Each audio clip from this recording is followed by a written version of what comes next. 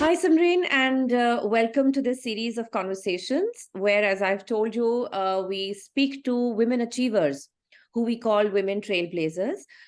We want them to share the stories of their lives with us, to tell us about their journey, successes, highs and lows, challenges, so that the listeners, they can get motivated, inspired by that, and step out of their comfort zone to realize their potential. And of course, eventually, we want to build a community of women, a powerful community, which is there to support, empower, and inspire each other. So, welcome to the show. Thank you so much, Sangeeta. It's a pleasure to be here. Great, great. So, let's break the ice with a simple question. Just tell us a little bit about your childhood, early days, and if you think those times made an impact on the kind of person that you are today. Okay. Well, I am born and brought up in a small town in Punjab called Jalandhar. We've lived a very simple life. My parents, my father has retired now. He was, retired from a senior post in United India Insurance Company. My mother, who refuses to retire even now, has been a designer since last 38 years. She has her own studio in Jalandhar as well as in Pune now. They've moved here. As of me, I also have an elder sister who's a very renowned image consultant in Mumbai. And I have done my schooling from a reputed convent school in Jalandhar. After finishing my education, my schooling, I went to Delhi for higher studies. I've graduated from Delhi University in Commerce, and I've done my MBA from Symbiosis Pune. So that's been my education background. I got married in Delhi, few years in Delhi, then another 6 or 7 years in Bangalore. And now it's been almost 8 years that I've been in Pune. Okay.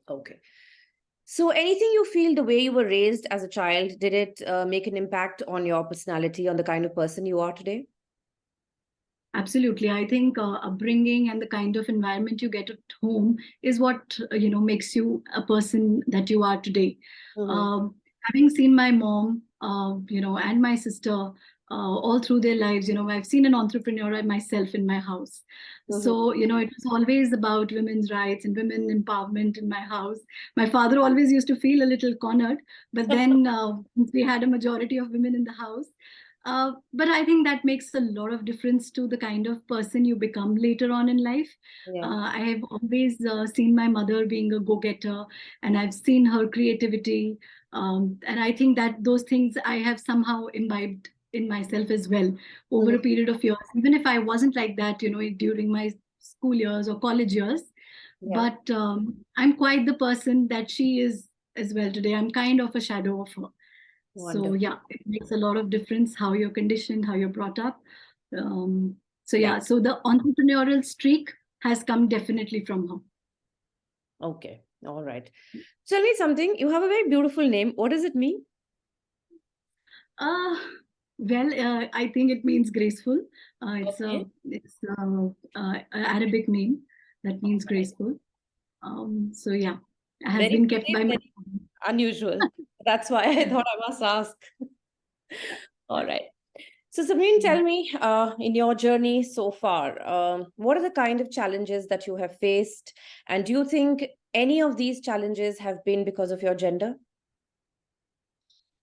That's an interesting question. Should I start from the journey from my corporate world, or you want me to just focus on my entrepreneurial? Entire journey.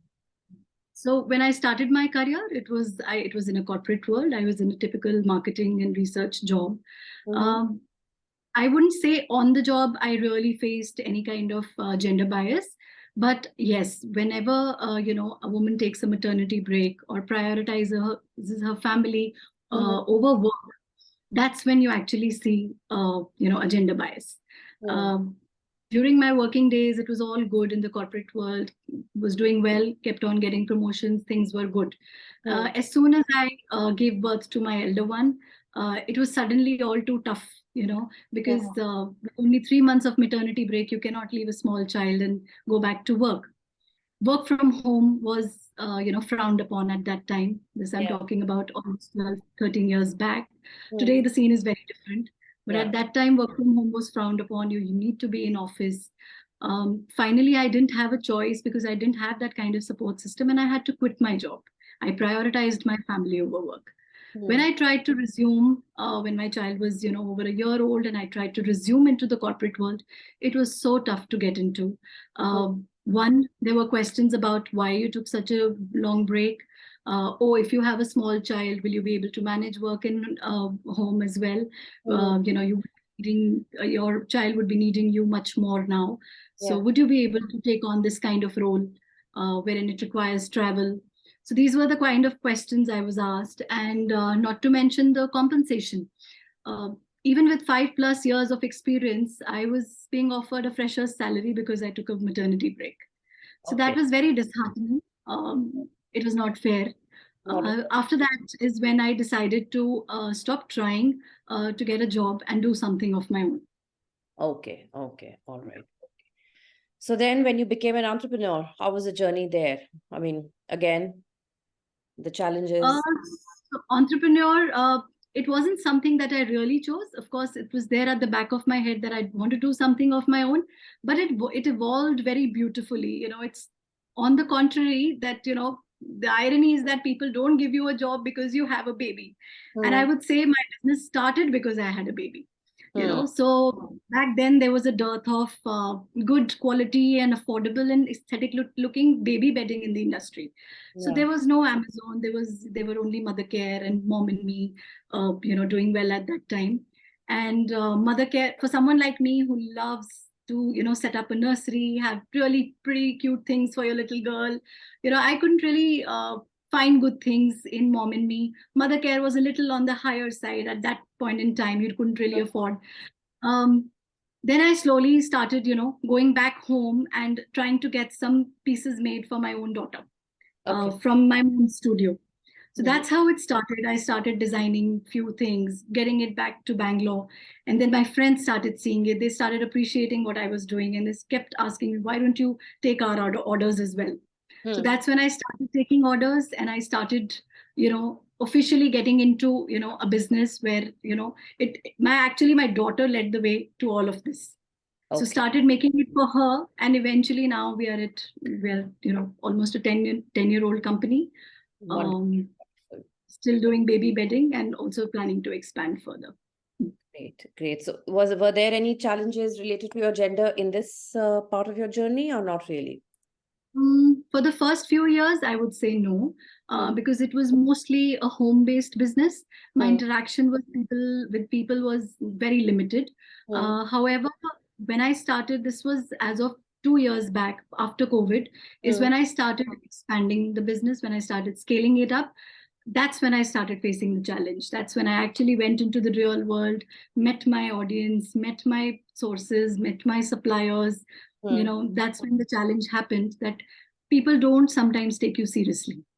Hmm. They're like, Acha, madam aayi hai, so okay, just Hmm. attend her for a while and then we'll see whether she is actually a serious businesswoman or not. So Okay. it takes time, it takes a lot of patience, but you have to, kind of be persistent. You have Yes. to keep making your mark, you have to keep trying until they get the idea that yes, you're a serious businesswoman, you're here to do business just like any other person. Okay. Mhm. Yeah, I guess Yeah, that's true. so You have to do that. All right. right. So it took some time, but then people do get over the gender bias once they see through your work. Yeah, yeah, yeah. I'm sure. I'm sure. So, Samreen, as you said, of course, you had to quit your corporate job because of your family or whatever. So, I just want to know that now you have a business of your own, you have your family, children, your social life. Like every other woman, you have 100 things to do in a day. So, what is it that you do to balance the various parts of your life, the various aspects? Well, I would say first thing is prioritizing well. Yeah, That's the key thing to do, to know how to prioritize well.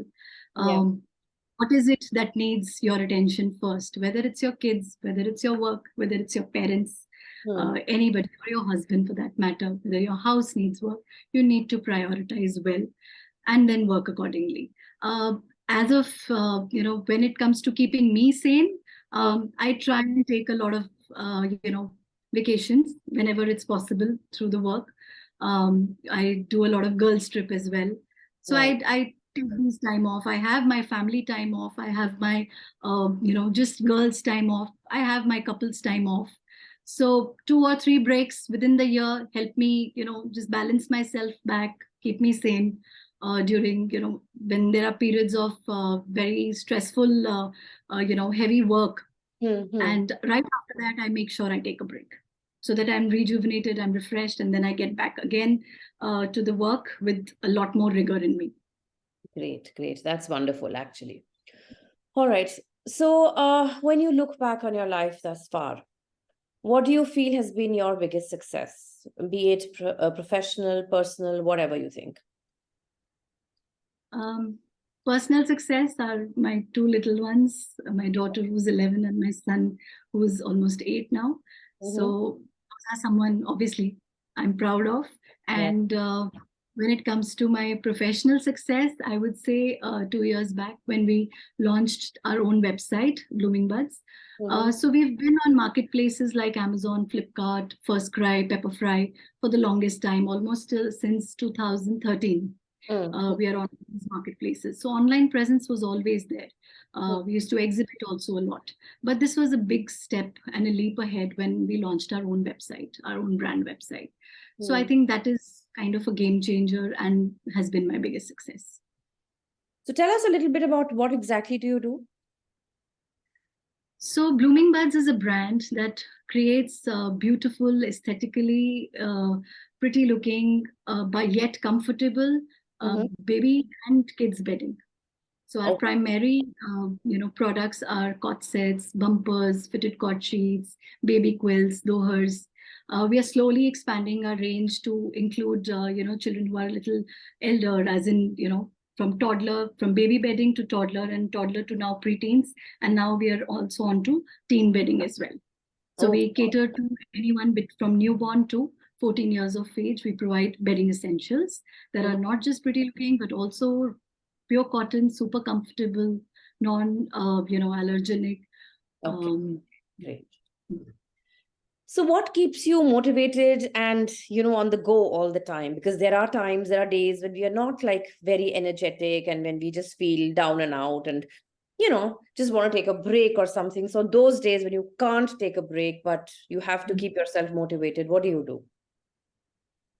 Well, I think an entrepreneur's journey is very lonely because you are supposed to motivate yourself. You're supposed to feel inspired even through all the ups and downs. There's no one to, specifically come and say that, okay, this decision that you're taking, it's wrong, don't do it. You have to, take your own decisions. You have to live by them, whether they're right, whether they're wrong. So yes, there are days when I feel really down and, there are challenges, things not working as per the plan. But what keeps me motivated, I would say, is my family. My biggest support, my husband, my mother, my children. They are the ones who just always encourage me, even on my low days. They're always, making sure that I'm okay. Mama, you're doing really well. And, my daughter, she'll just write cute little notes for me. She'll just, drop one in my bag. And the moment I reach office, I'll have a small note from her, which just cheers me up so much. I'm sure. So, those small gestures, they make a lot of difference to how you feel on a particular day. Yeah. So yeah, I would say family support is the main thing that keeps you going. Okay. So where do you see yourself 10 years from now? Well, I would love to see myself running a multi-crore conglomerate. Wonderful. That's the plan. But we are just starting off, and let's see. Hope we do well and hope we continue to expand, not just in the baby bedding segment, but I also am recently, venturing into the home linen category, home furnishings and home decor. So yeah, planning to expand quite a bit, and hopefully this is also going to be my retirement plan. All right, great. All the best to you. Thank you. So, as we grow old and, mature, we realize there were certain lessons, certain learnings that we've picked up along the way, or certain lessons which life has taught us.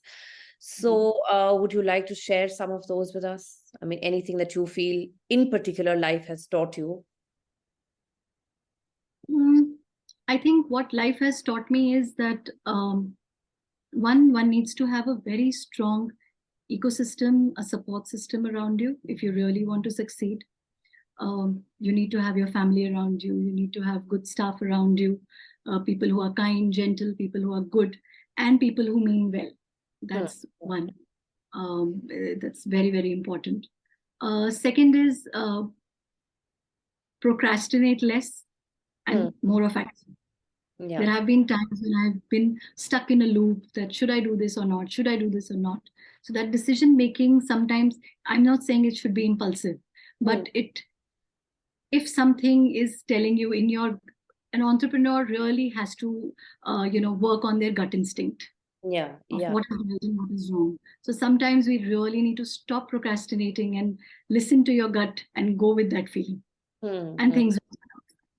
Yeah, that is true. That is true. And if you're pushing something too much and it's not happening, then there is something called acceptance that you really need to have in you, and also understand that this was God's will, this was not meant to be. So I need to leave it here and move on to something else.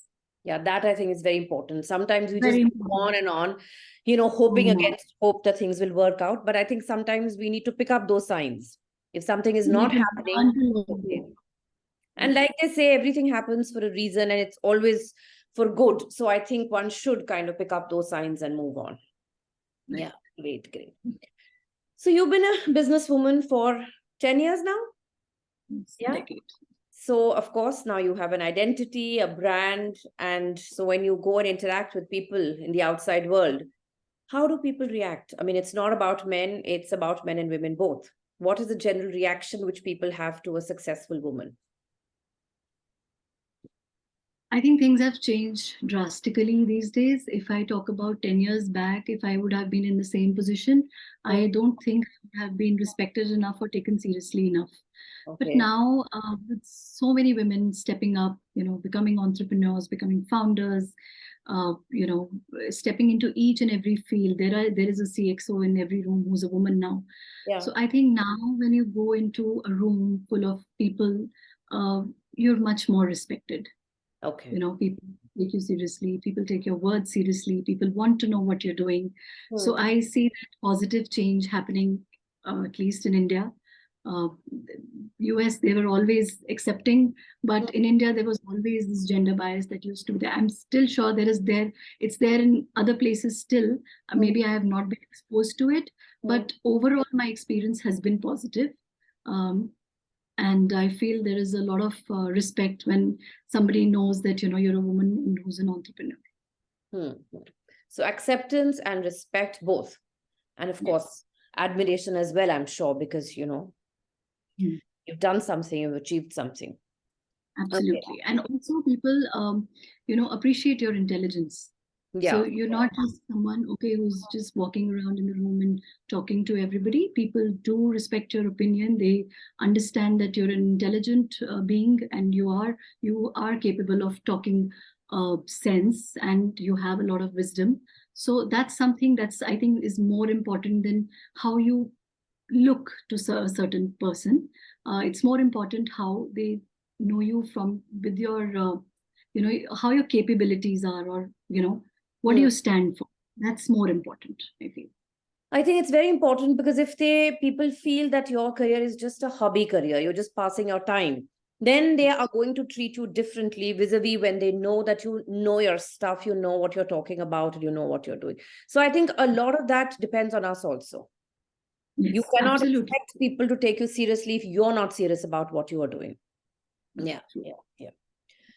Okay, so Samreen, there's something that I have observed around me, which I guess you also probably have seen, that a lot of people now in their late 30s, early 40s, even late 40s, have started changing their career paths, so whatever they had set out to do in the initial years, when they were young, say in their early 20s, those career paths, they are just, letting go of those and trying out different things altogether. Say, somebody who's into banking, becoming an author, or a, poet, or something like that. And sometimes these things are, absolutely different from what they were doing earlier. So why do you think this is happening, and what are your views on it? I think it's a great thing that's happening, the change that's been coming. Age, I feel, is just a number. Yeah. You can start your career at 40, you can start your career at whatever age you like, you can change paths, you're allowed to do it, it's your life. Yeah. And I would, if I would meet somebody who tells me that, oh, you know what, I've suddenly taken a leap and I've left my job and I've started, I'll be the first one to encourage them. I think it's a great thing that someone has the courage to leave the comfort of a corporate job and suddenly get into something so uncertain, but you absolutely want to do it because there's passion behind it. You absolutely passionately feel that, okay, I will excel at this. This is more me. Yeah. Right. Okay. And I've had several examples, not going too far. My own sister, she again, like me, was in a corporate job for the longest time. She was in media industry for good 8 to 10 years. And suddenly she changed her path and became an image consultant. And today she's doing corporate events. She's doing styling. She's doing, a lot of etiquette and wine workshops. That is more her. Now she feels that she's at the place where she was supposed to be. Similarly, I feel the same for myself. I, even if I have worked for almost 10 years for my company, today is when my kids are old enough, and it's more like a rebirth for me, that I'm, like I said, 2 years back is when I actually launched my own website. Other than that, I was in a comfort zone. So this was a game changer for me.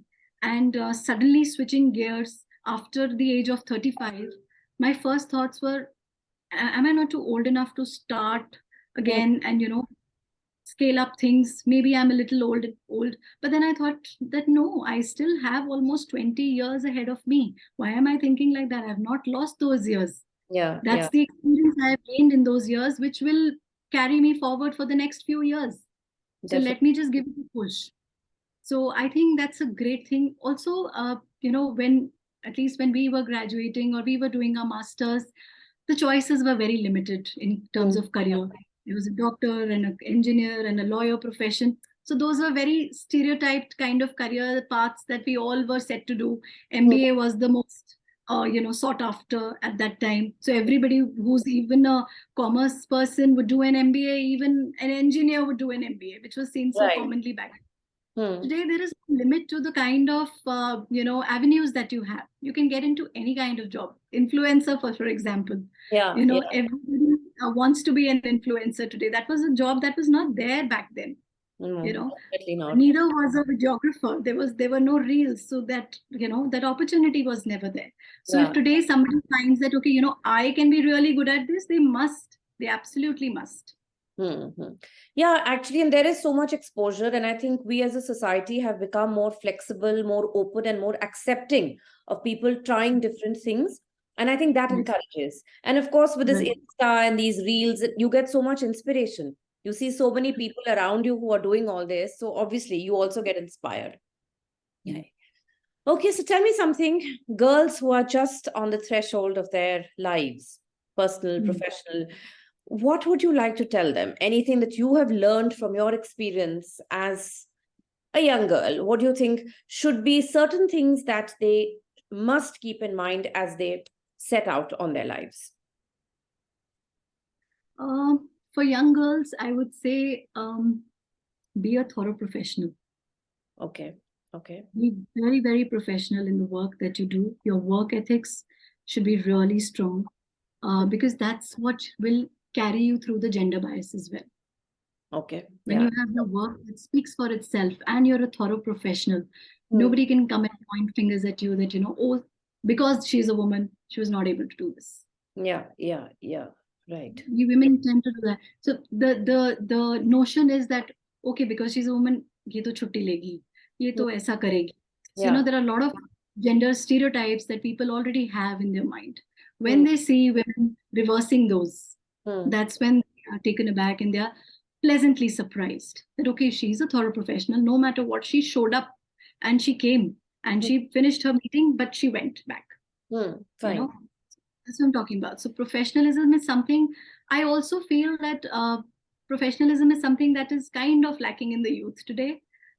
Since like with the onset of Instagram and everything, things come easily to, digital content creators. I'm not saying the job is easy, but all I'm saying is it's the opportunities are much more. Then we had a hard time getting an opportunity to showcase our work. Yeah. Now it's much easier for them to get work. So appreciate that work and be a thorough professional even when you're dealing with your clients. Make sure that your word means something to the other person. Okay. Once you've given your word, follow through. Make sure that, if you're giving a service, has to be top notch. If you're giving a product, has to be best quality. So, just be a very good professional over is what my advice will be. And anything about girls being independent financially, emotionally, what are your views on that? And how important is it for a girl to have a career? Because a lot of girls still, if I look around me, a lot of them still sometimes want to just settle for getting married and not doing anything productive in life. I mean, that's my opinion. So I think that's a very personal choice, I would say. If a girl would like to just stay home and she wants the husband to be a bread earner, then it's her choice. But if she really wants to have a career, she wants to go out, then by all means she should. In any case, education, I think, is a must. Yeah. A good background in education is what will give her a good foundation tomorrow. So even if, God forbid, something goes wrong, she has herself and her qualifications to fall back upon. Even if she's not maybe, worked all her life, at least she knows she's capable. She's learned something in her education that she will be able to pull off a job. No, so you don't think that it is important to be financially independent? I mean, considering the times that we live in. I think it's very, very important to be financially independent. I was myself of the same view throughout that I need to have my own money. I need to earn my own money so that I know this is what I have earned for myself, even if it is for the entire family. But I need to earn for myself that tomorrow something goes wrong, I have my savings to fall back upon. And I would give the same advice to the girls today as well, that financial independence is extremely important. But again, it's like a personal choice. If I have friends who just refuse to say that, we don't want to work. We really don't want to work. So if you really don't work and you're content with not working, by all means, and things are going really well for you, by all means stay home and be a homemaker. That's also not an easy job to do anyway. No, so, definitely not. But financial independence, yes, is very important, where there is not much family to back you, and you know that you have to carve your way through life. So then yes, financial independence is a no, have to be there. So because I feel it is a choice, but at the end of the day, it should be an informed choice. Absolutely. And your own choice. It should be a choice. It should not be. And something, I think, with the kind of education and awareness that young girls have today, I feel, that you should kind of put your education to use. But of course, like you said, at the end of the day, it is their choice. Yeah, at the end of the day, I have a son and a daughter. I would give the same advice to both of you. The both of them will say the same thing, that, study well, do really well in school, make sure you get into good colleges. What career path you want to choose is completely up to you. What you like to do in life is completely up to you. But have those experiences, go and travel, go and do some work, even if it is, not a very, let's say, prestigious work in the beginning, but any experience is an experience. Yes, absolutely. Same thing. I never tell my daughter that, oh, your job is just to get married. No, that's not it. That's not even a role model. That's not even the conversation we have at home. The conversation is always around your work, your career. What would you like to do when you grow up? What would you like to do? What kind of career would you like to have? These are the kind of conversations we have, and education for now is a priority. Obviously, they're in school. So, so that's something we teach both the kids equally. And on the flip side, I also teach my son that, you also need to know some life skills like cooking and all. Yes, so it goes very important. Very important. Both of you need to know cooking, not because you have to, make rotis for your in-laws, but because you have to feed yourself. If Yes. need be, you should be able to feed yourself. Because tomorrow you will go out to study, you will go abroad, or you will go somewhere in India. When you're living independently, you ought to know all of these things, Yeah. is what I teach. That's very true and actually needed. All right, so Samreen, tell me something. What do you have to say about women supporting each other or women being enemies of each other? Like they say, a woman is a woman's worst enemy. So, do you think there is any truth behind this, or this is just a myth that has been created and propagated, so to say? Well, I would say it is partially true. Okay. It's partially true. However, it is highlighted a little more in the case of women. That men are men's enemies too, all the time. Yeah. It's just that it's not highlighted enough. It's a given thing that, men have these enmities, and they have jealousy towards each other, but it's never highlighted. Somehow this notion of women hating women, women being jealous of women, or women putting down other women is highlighted quite a lot.